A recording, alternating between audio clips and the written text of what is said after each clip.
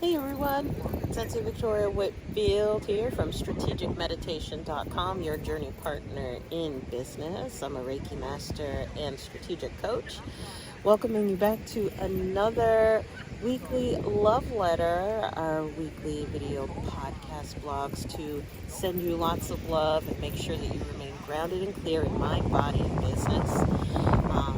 It's my joy to be on a mission to help you increase your energy so that you can increase your income and impact. This is our second episode talking about chapter 4 of Outwitting the Devil by Napoleon Hill, which is the sequel to his book Think and Grow Rich. And this is all about understanding self-sabotage. Right, as we all have the angel and the devil on our shoulder whenever we're going to do something new, right, or try to change our lives or make a better decision. And this book is where he specifically confronts the devil on his shoulder and documents that entire conversation, getting all of his tricks for how he stops him in his tracks, right, and how to get around our inner resistance. So if that speaks to you, stay tuned. And today, in reflection on chapter 4, my spirit guides have inspired me to talk about generational curses. And so this is especially, we're talking about what are the things that stop people who are empaths from being able to increase their energy, their income, and impact. And last week we talked about, is this mine, right? How we as empaths, who are emotional sponges naturally by nature, unfortunately we absorb other people's feelings, and that can really cause us to get knocked off track, right? And what to do about it. So that was in the last episode. But in today's episode, we want to talk about the issue of what is a generational curse. And I would define a generational curse as a negative belief or behavioral pattern that you've inherited, right? It's passed from parent to child, from mentor to mentee, from teacher to student. It is a negative behavioral pattern. It is a limiting belief that breeds more negativity and is then passed on from one generation to the next. And so rather than it just being genetic, as in generational, the real issue here is education or miseducation. So be kind to yourself if you've seen this in your family, where you may have grown up under parents who had a certain mindset about being a self-employed person, and then as you go to being a self-employed person, you have to butt up against that problematic mindset. Or as you're going out as a self-employed person who's also conscious and sensitive and empathetic, you have to put yourself out there, right? You've got to be able to sell. But what about the way that we've been educated to not interrupt others, or to be polite, or don't be a bother, or always look for the best deal, right, etc. All of these things that we've been educated, right, from our teachers and mentors, from our parents, etc., on how to look at money in particular, can come up as we start to try and shift things and do things differently. And there's not just generational curses, but there's also generational gifts, right? It goes both ways, that you can come up in an environment or a family that nurtures you to have a positive relationship with money, or a positive outlook on relationships and dating, or a positive relationship with food and health and exercise. However, what we're talking about today is, especially as empaths and self-employed people, right, we have to make sure that we manage our own energy, right? We've got to make sure that we have a sense of self-discipline. And usually when we're encountering this as an issue, it's simply because we've been miseducated and we're bucking up against the education that's keeping us small or keeping us down, right? So in science, we call science and psychology, we call this nature versus nurture, right? And as you're on the path of personal growth and development, we're doing a lot of rewriting our nurturing. And so when we're talking about generational curses, we are here to break them, right? And if that speaks to you, go ahead and type that in the comments below. I'm going to break it, right? Type that in the comments below if that speaks to you, of you're here to break generational curses. Maybe around love and relationships, breaking generational curses, maybe around finances and wealth, right? Maybe breaking generational curses around health, right, and well-being. What are you going to break? And so remember, though, as we're going into this discussion, we're defining a generational curse as a negative belief and or behavioral pattern, right? A negative habitual belief or behavioral pattern that was learned and passed down from parents to child, from teacher to student, from mentor to mentee. And with that, now we're going to get into the reading of the day from chapter 4 of Outwitting the Devil by Napoleon Hill, because he talks about the problem of education, right? And I'm putting strong quotation marks around education as another thing that can be weaponized or misused to cause us as individuals to not think for ourselves, to not feel free or empowered, right? That we can be miseducated into being disempowered and learned disempowerment. So I'm going to go ahead and read, and the reading today is going to be a little bit longer. One sec while I pull that up. And again, remember this book, he's having a conversation, right? We have the angel and the devil on our shoulders. He's talking to the devil on his shoulder and getting all the secrets behind how that devil sabotages our progress. So, let me see here. Ooh. I hope I didn't just lose a piece of... Oh, okay. The wind's blowing here. I don't want to lose any of my notes flying out of my book. Okay.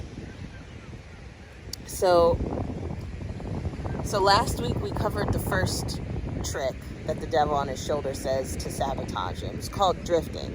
Now we're going to pick up with the second one. Ready? The devil says, "My second best trick is not second at all. It is first. It is first because without it, I could never gain control of the minds of the youths. Parents, school teachers, religious instructors, and many other adults unknowingly serve my purpose by helping me to destroy in children the habit of thinking for themselves.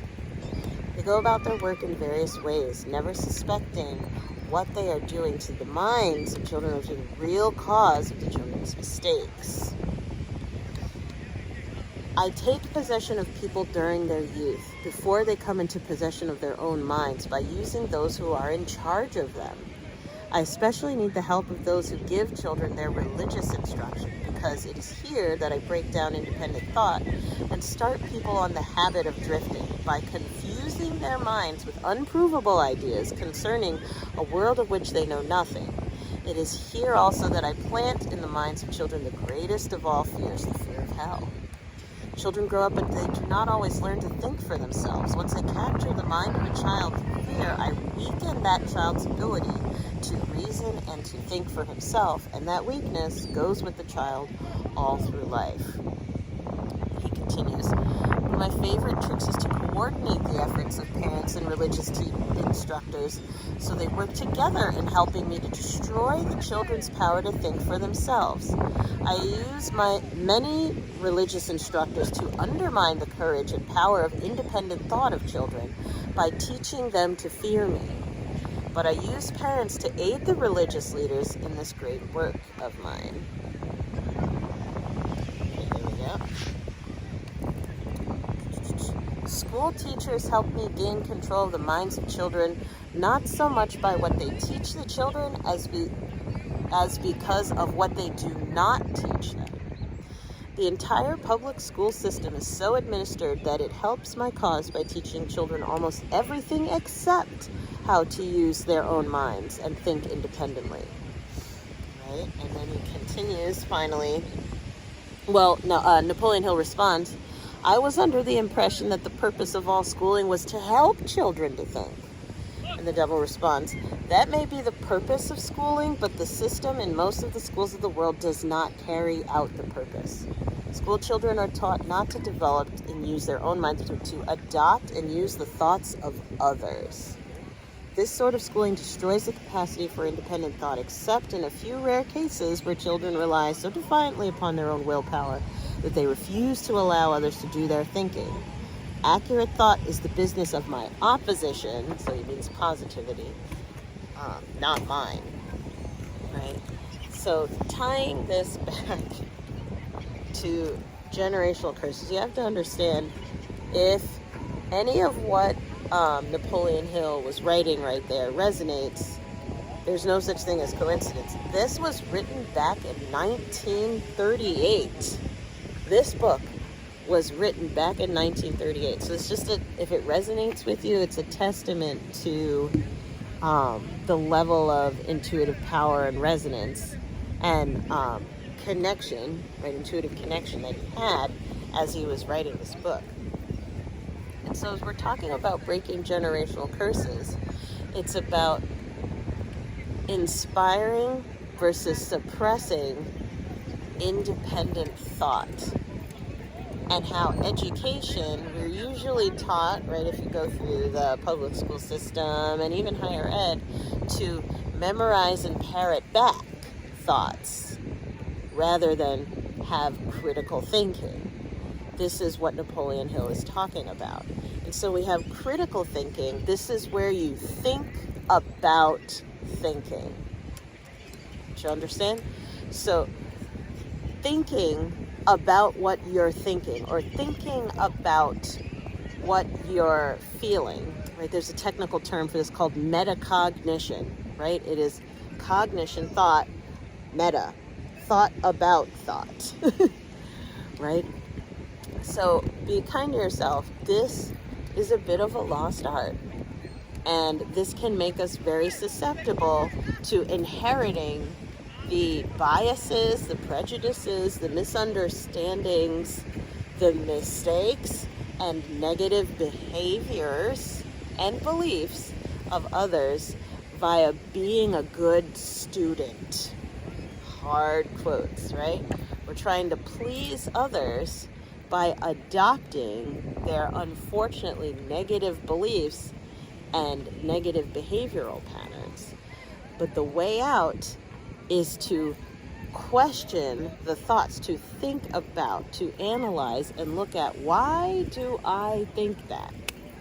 Why do I do that? So I'll put it on me, for example. One of the things that I've been working on for many years is my nutrition.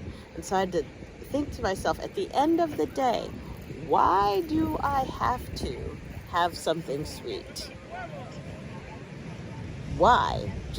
Why do I have to do that?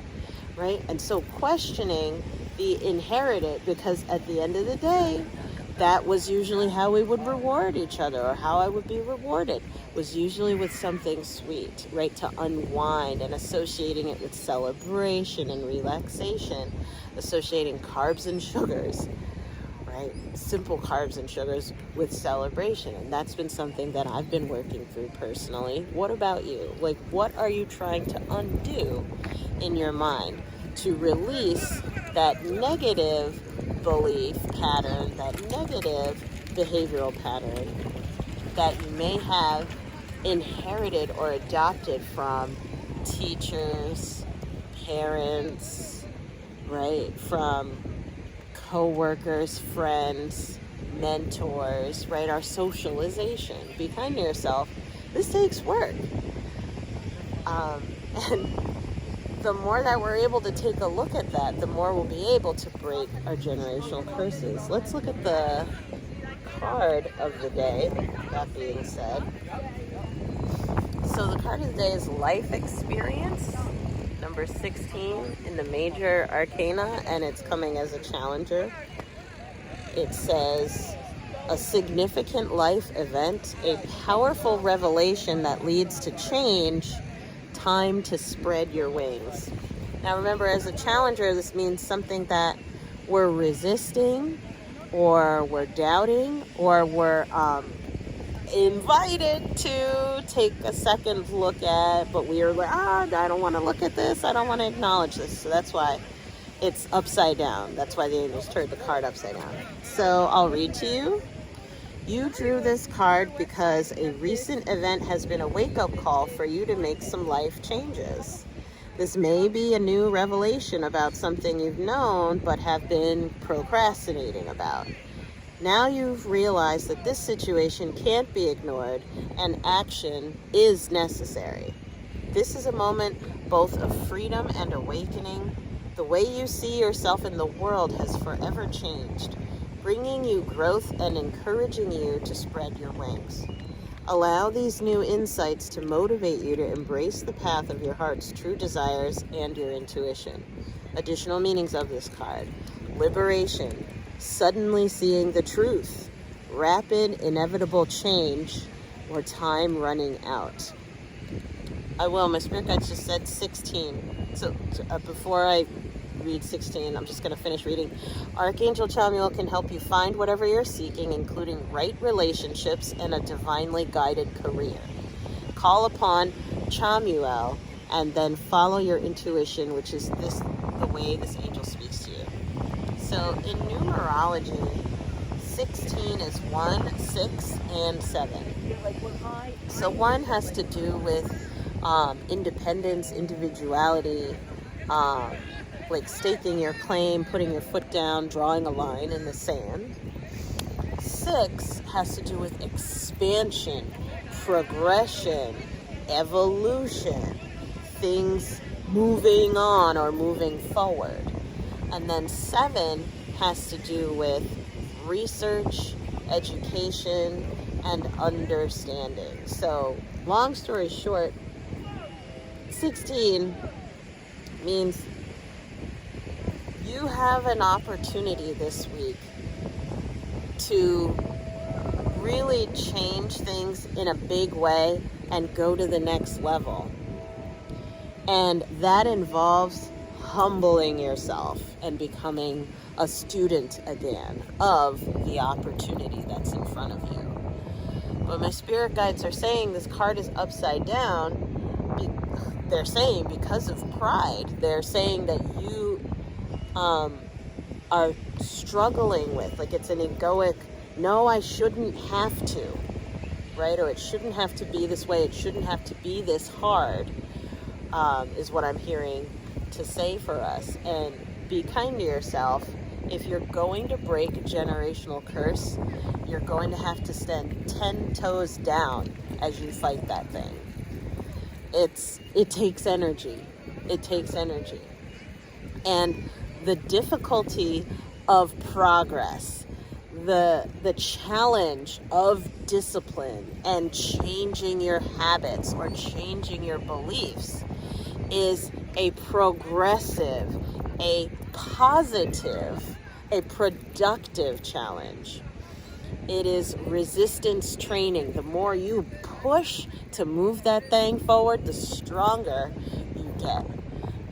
That's what I'm hearing to relay to you about life experience, the life experience card coming up. And so then what is going to support us in doing that? As you know, the answer is strategic meditation. So go on ahead to bevisionarymovement.com, all one word, and you can start your free 7-day trial so that you can access our vault of visualizations to do the strategic meditation of the week. And this is our meditation tracker for July. It's printable. I printed mine. And the meditation tracker is there to help you do the meditation of the week. We're on week number 2 today, by the way, every single day. So you can check the box that you did it, right? And so for this week's message, our meditation, you're going to type in the search bar on the top of our online platform. That's going to help you find this strategic meditation out of all the hundreds and hundreds of custom meditations that I've recorded for entrepreneurs, by entrepreneurs, to help you be the best version of yourself. And so you're going to type in the search bar at the top of the screen, and it's available on mobile or on desktop. It's Rose Quartz Source River. Again, that's Rose Quartz Source River. We're going to do that meditation. It's 20 minutes per day. And the reason why we're going to be doing the Rose Quartz Source River strategic meditation this week in particular is to help you reprogram your energy from source, as well as with the energy of rose quartz, which is love, loving yourself, loving your inner child, right? Being kind and gentle to yourself to help reprogram and release those generational curses through the power of source and crystal healing. So go ahead, go in there and do the strategic meditation of the day to get to breaking generational curses and receiving generational blessings. And so it is. So if you've made it to the end of this week's video, thank you so much. Make sure you like, share, and subscribe, right? Hit the bell if you're on YouTube. Comment below. Let me know what's coming up for you hearing all this, and what generational curses are you going to break. When you do all of that, by the way, I ask for that so that you let the algorithm know that this was valuable, as well as when you share, you let other people access this healing information. Thank you so much for your support. And if you would love to book a private session with me, go ahead to talkwithvictoria.com, and my calendar is right there. I would love to hop on a complimentary call to see how I can help, right? Be your coach and energy healer. So I'm sending you so much love, and remember, you do not have to lose your glow as you grow in life and business. See you in the next one. Bye for now.